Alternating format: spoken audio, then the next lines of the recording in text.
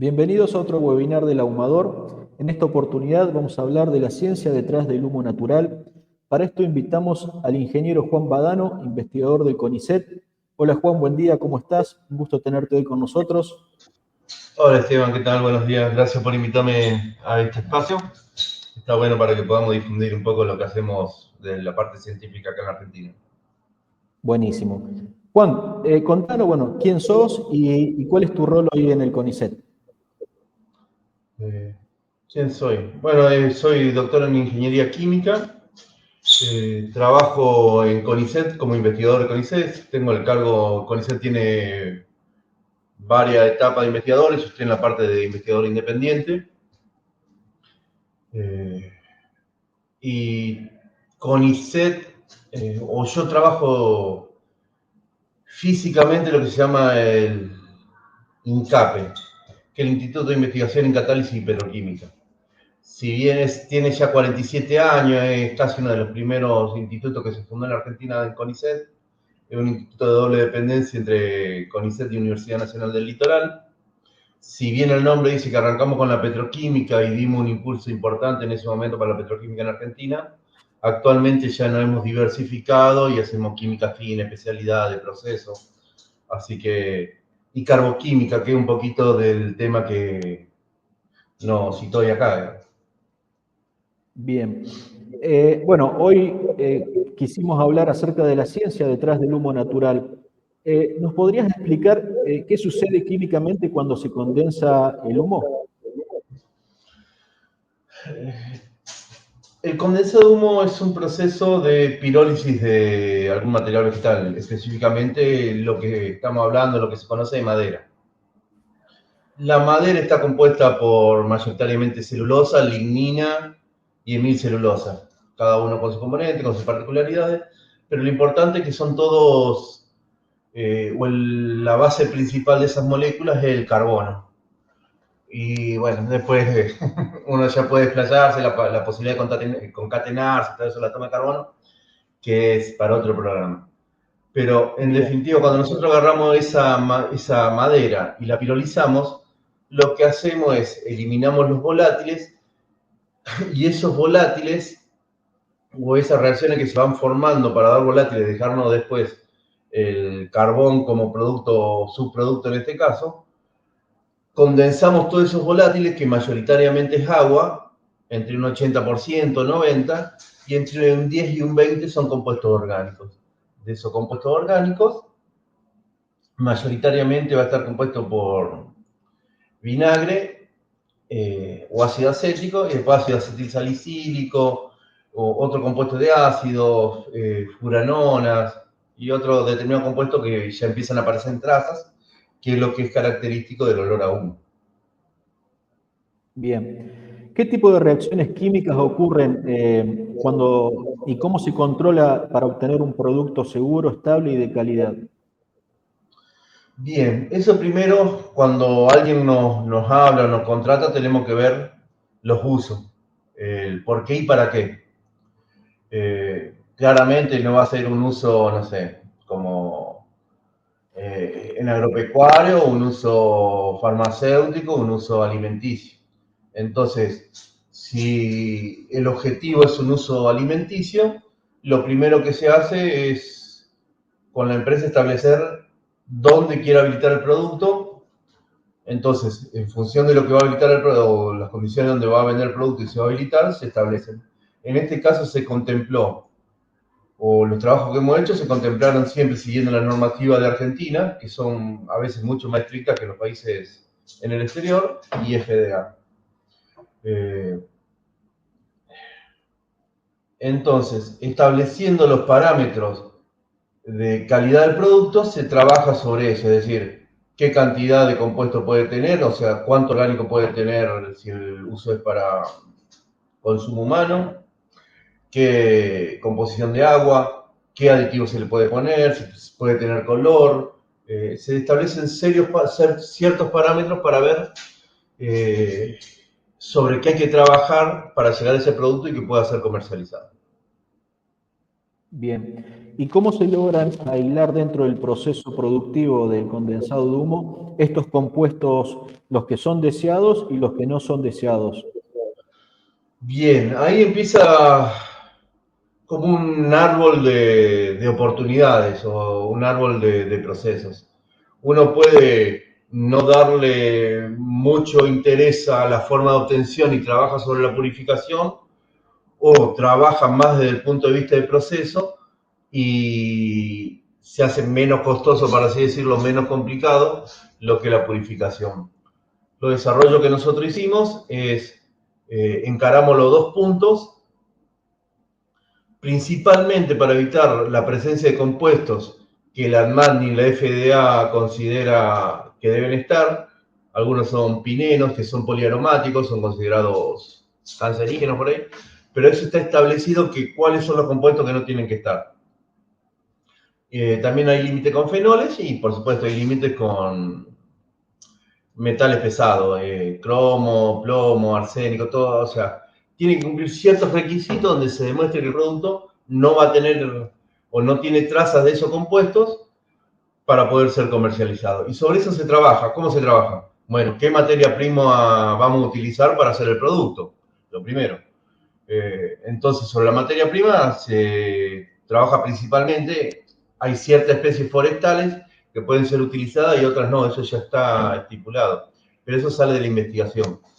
Se trabaja siempre con especies renovables o de cultivos renovables, se trata de utilizar residuos de esas industrias para valorizarlo o para aprovecharlo, y una vez que ya se tiene establecido cuál es la materia prima, su contenido de humedad, que no contiene metales pesados, se trabaja en lo que es el proceso de pirólisis, o se empieza a investigar sobre el proceso de pirólisis.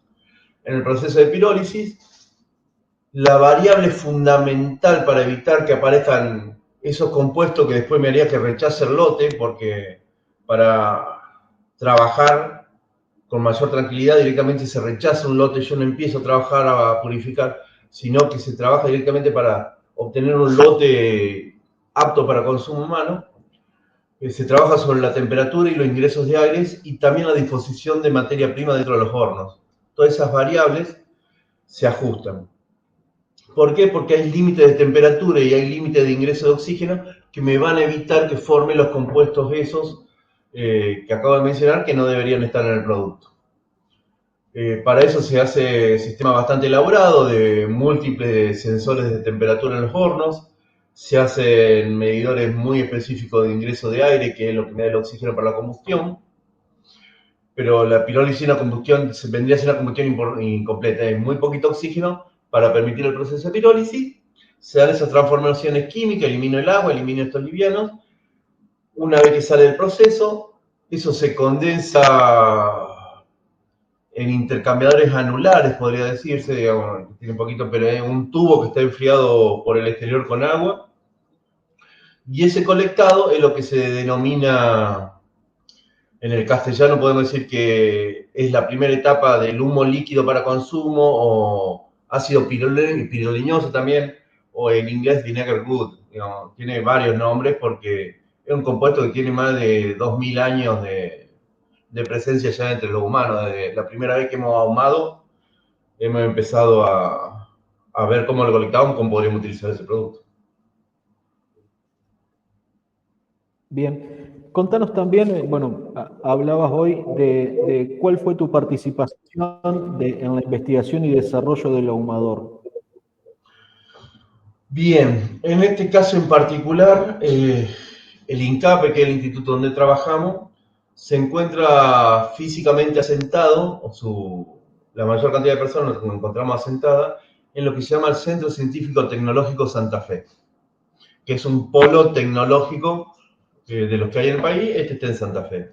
Y dentro del polo se encuentra una empresa que, sabiendo de nuestras capacidades, porque la carboquímica es bastante parecida a lo que es la petroquímica en procesos, se acerca con las inquietudes para ver todo esto, digamos, cómo puedo hacer para yo tener este proceso dentro de la fábrica en forma controlada, cómo puedo hacer para que este producto cumpla los requerimientos para consumo humano.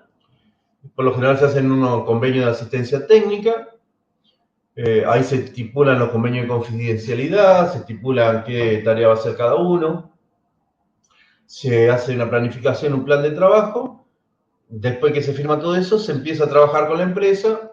Entonces, depende cómo está, la personal de la empresa, sea el dueño, sea la persona encargada o el que está haciendo la línea de investigación de la empresa, se junta con nosotros, nosotros vamos a la empresa, conocemos las instalaciones, hacemos un relevamiento de la necesidad del estado que está y sobre eso se empieza a trabajar.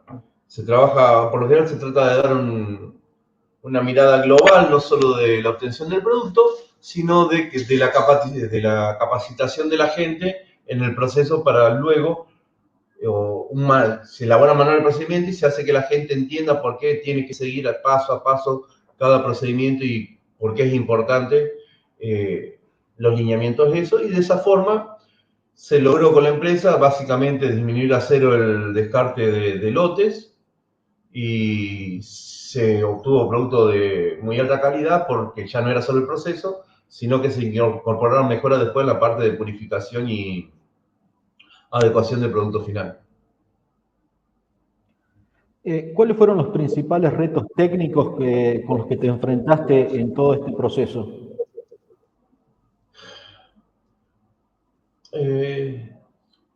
Sí, hay como una frase que no sé quién la habrá dicho, pero estaba en la facultad. ¿Cuál es la diferencia entre fácil y difícil? Lo fácil es lo que uno sabe hacer. Por suerte en la parte de proceso conocíamos bastante, pero nos tuvimos que involucrar mucho más en lo que era, o nuestra área casi tiene cierto alcance para la alimenticia, pero necesitamos esencias y fragancias, que no tiene que cumplir como determinados requisitos. Acá sí había que cumplir con ya requisitos de ANMAT de bromatología y FDA para el producto, entonces hay que imponerse, indagar, acompañar a la empresa qué requisitos tiene que tener, hacer interacciones con esas entidades gubernamentales, eh, leer bastante para ver y cómo aplicarlo luego en el proceso para evitar la presencia de esos compuestos que no van a hacer que rechacemos el lote, enseñar a la empresa qué parámetros de calidad rápido se pueden tener al lado del proceso para después cuando lo lleven a analizar, ya sea a nosotros o a la empresa que analiza el producto final para que sea aprobado por bromatología, directamente sea aprobado el lote. Entonces, ir integrando toda esa área y transmitírselo a la gente de la empresa es todo un desafío, porque también tenemos que adecuar nuestro lenguaje. Nosotros tenemos una formación de casi 15 años de estudio y tenemos que hablar con gente que tiene un secundario, una tecnicatura, entonces hay que adecuarlo y hacerle entender la importancia de cada variable. Bien. ¿Qué diferencia encontrás entre trabajar en un entorno académico y trasladar ese conocimiento a una aplicación industrial? Un poco lo que mencionabas recién. Bien. Por suerte uno se va adquiriendo experiencia, o sea, cuando uno arranca es un poco más difícil, cuando uno tiene una experiencia tiene un poco más de vinculación con ese tipo de variables. Lo primero, o sea, nuestro grupo de investigación hace mucho aplicado, pero también hace básico. En el entorno académico más o menos hablamos todo el mismo idioma. Entendemos cómo hacer un cálculo, determinadas palabras, todo, o sea, como es todo más fluido y más rápido. Hay que entender que cuando viene un industrial o una empresa, primero adecuar los términos, segundo adecuar los tiempos de investigación, sobre todo en básico o en terminal, son tiempos más largos, son programáticos, tener un plan, tener que ir descartando datos, y la empresa o determinadas empresas no tienen los tiempos para hacer un desarrollo en 5 o 10 años. Entonces, ahí de nuestra parte nos salimos un poco del esquema de hacer todo, no dejar que se escape ningún parámetro, nada, y se trabaja más sobre el proceso y sobre los objetivos, acelerando eso, entrenando a la gente, enseñando, adecuando nuestro lenguaje, o tal vez estableciendo nuevos lenguajes para poder hacer esa interacción lo más rápida posible, porque en definitiva la empresa lo que busca es un producto o la empresa para subsistir tiene que vender. Entonces hay que acompañarle eso genera trabajo, eso genera movimiento de economía, que es un poco también lo que tenemos que hacer nosotros. Me gustaría profundizar un poquito más sobre un tema que mencionaste. ¿Qué método se utiliza para garantizar que el producto final sea seguro para el consumo humano? Bien, entonces, una vez que ya se establecieron las condiciones de proceso, ya las podemos controlar. Garantizamos que las temperaturas no se eleven en ninguna parte del horno. O sea, se hizo un proceso para establecer, no medimos una sola temperatura, tenemos múltiples sensores de temperatura en el horno, cosa de garantizar que en ningún lado se nos escape o tener un punto caliente que nos genere esos compuestos indeseables. Con eso ya eliminamos lo que le digo, el descarte de lotes. Una vez que sale ese humo con los compuestos orgánicos, se condensa a través de un intercambiador anular, que por lo general son enfriados con agua por una camisa, y se colecta el producto. Una vez que se colecta el producto, que es una mezcla entre agua y compuestos orgánicos de distintas familias, donde principalmente el compuesto prioritario es el ácido acético, se empieza a trabajar. Depende qué es lo que se va a formular para el final, se puede hacer una destilación para adecuar el producto, eliminar agua y principalmente después de esa destilación, que yo me saco algún volátil que no me interesa y lo puedo concentrar en lo que me dan los aromas, se trabaja ahí sí sobre lo que es la purificación específica del producto, que son los filtrados, es importante que no tiene que tener material particulado, y segundo, la absorción o la eliminación de cualquier traza que pueda haber quedado a través de cítricas modificadas y después filtro con tierra de atomea. ¿Por qué se utilizaron tierra de atomea? Porque es lo habilitado en la industria alimenticia, del vino, cervecería, todo eso. Entonces son métodos que ya se utilizan en la industria alimenticia. Pero eso es el acondicionamiento para garantizar la presencia o la no presencia de compuestos que harían que se rechace el lote o que son considerados potencialmente dañinos para la salud.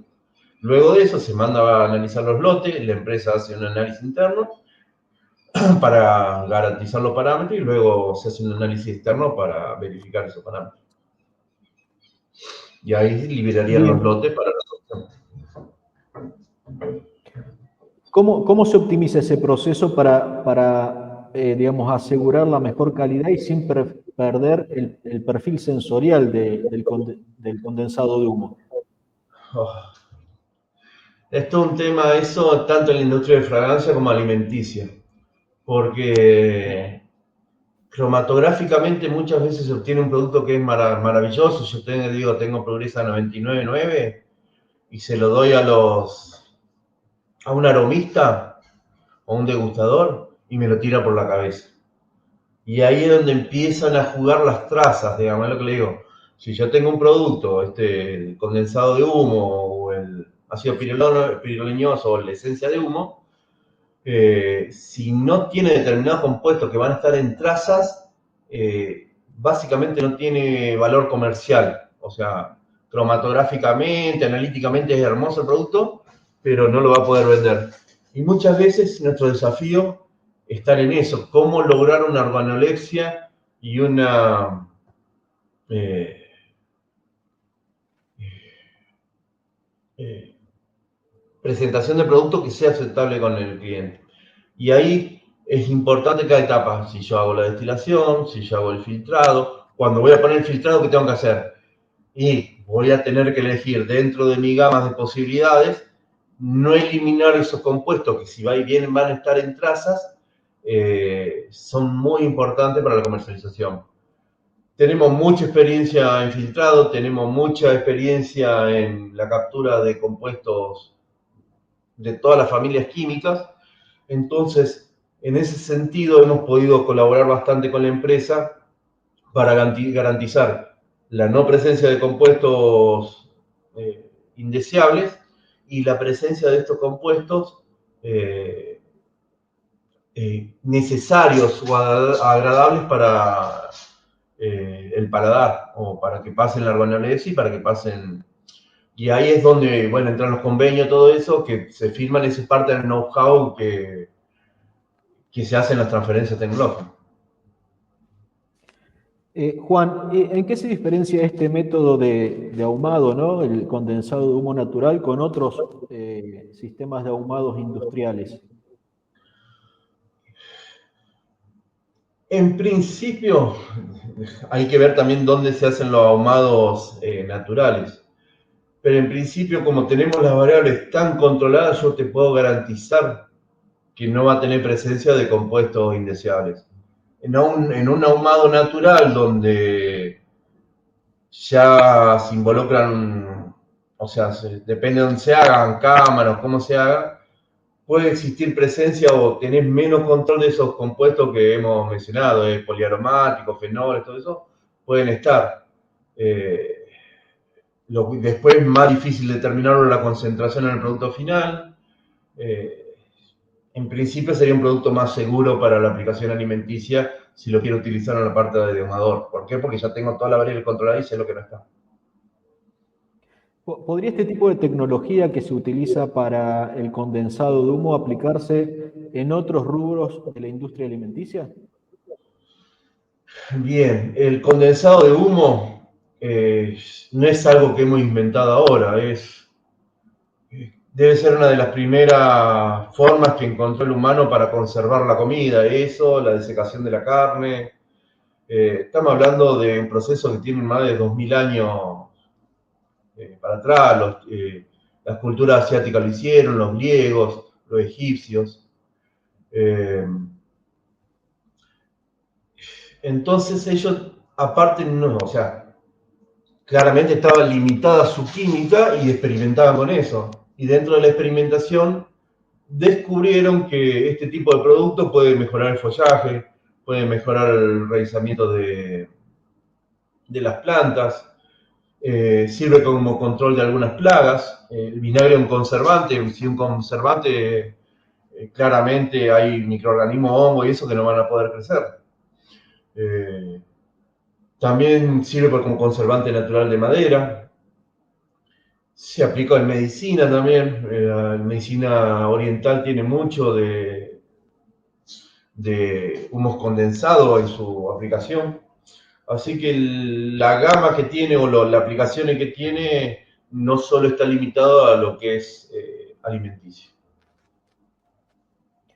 Bien, ¿qué mensaje te gustaría dar para quienes estén interesados en la ciencia aplicada, digamos, de los alimentos? Bueno, primero es en cualquier desarrollo o algo lo que se vaya a encarar para, si viene el producto final del mercado, lo principal es la salud humana, digamos. O sea, cualquier desarrollo o cualquier producto que se quiera enviar al mercado, lo principal es la salud humana, con lo cual hacer todo el desarrollo ya pensando en esa aplicación, contratar gente, muchas veces hay empresas que tienen su desarrollo interno y lo pueden hacer, y cuando están limitados, quieren acelerarlo o ampliar su tecnología, se pueden acercar a nosotros. El INCAPE, lo que le digo, si el nombre dice que es petroquímica, hoy en día es mucho más que eso. Hemos hecho desarrollo para la industria de química fina, especialidades, síntesis de moléculas, purificación, instalación de plantas. Entonces, si la empresa quiere acelerar los procesos y quiere contemplar todo eso, lo que venimos hablando en nuestra charla, se puede acercar a los institutos de CONICET, o universidades también, tienen bastante, y con eso acelerar su desarrollo, mejorarlo y tener un plus de tecnología en el producto final que larguen al mercado. En esta charla apareció, bueno, ¿no? Todo lo que son procesos de calidad, filtrados, compuestos indeseables. ¿Cómo un consumidor final puede detectar, digamos, la calidad del producto? Bueno, como consumidores, y en eso es bueno en la Argentina, tenemos que creer en lo que es bromatología y ANMAT. Entonces, principalmente si cumple esas normas, yo ya tengo una garantía de lo que voy a consumir, es algo bueno. Entonces la empresa lo primero lo que va a tener que cumplir son esas normativas. Segundo, lo bueno sí lo va a dar el cliente y es cuánta aceptación voy a tener al paladar el producto, si el aroma me recuerda alguna comida de mi abuela. eh, entonces, ya el consumidor tiene que dejar de lado, porque no podemos estar leyendo y analizando nuestros alimentos. Eso se lo tiene que garantizar la empresa y me lo tiene que garantizar el Estado a través del organismo de control. Y yo como consumidor lo que tengo que hacer es tener un producto bueno, bonito y barato sería. Eh, que sea de calidad y que me guste, y mejor si me hace recuerdo a épocas felices, digamos, en la infancia. Bien, Con eso casi se garantiza a uno cierto éxito en el producto. bien. Bueno, entonces ahí ya Juan, también te ayudamos un poquito con la parte de hacerle entender eso. Ojo, si viene una empresa que ya está en alimentos, se lo entiende. Cuando se incorpora una nueva, son parámetros que se lo hacemos ver. bien. ¿Dónde se puede seguir tu trabajo y aprender más sobre todo este tipo de desarrollos? Eh, Soy una persona que está alejada de las redes sociales, digamos, no, por distintas cuestiones de vida no fue algo que me involucré. Pero si loguean o buscan mi nombre, Juan Badano con ICET, va a salir en distintas páginas, van a saltar el instituto, van a saltar todos los trabajos. Dentro de CONICET aparece toda la nómina de trabajo y la forma de contactarnos, llamar al instituto. Pero sí, no soy, digamos, como participar arduamente de las redes, digamos. Bien. Juan, muchísimas gracias por haberte tenido acá, por haber sido tan claro con todas tus explicaciones. Y bueno, te agradecemos nuevamente por haber compartido todo tu conocimiento. No, le agradezco a ustedes por haberme invitado y por permitirme este espacio para divulgar un poco lo que hacemos o algunos de los temas que hacemos acá en la selección argentina. Muchísimas gracias. No, gracias a ustedes. Un gusto. Chao.